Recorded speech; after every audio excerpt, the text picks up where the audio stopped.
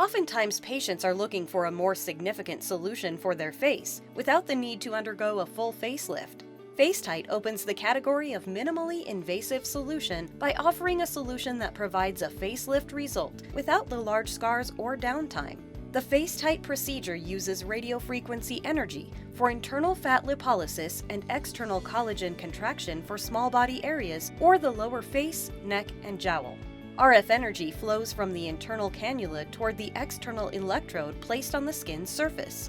RF power is regulated based upon online measurements of skin temperature and tissue impedance. The heat generated around the cannula tip coagulates blood vessels and liquefies fat to reduce post-operative pain, bruising, and edema. Uniform RF thermal exposure aids, smooths, and evens contour results. Thermal contraction of fibrous septae and dermal collagen results in immediate contouring, which continues to improve over the next 6 months.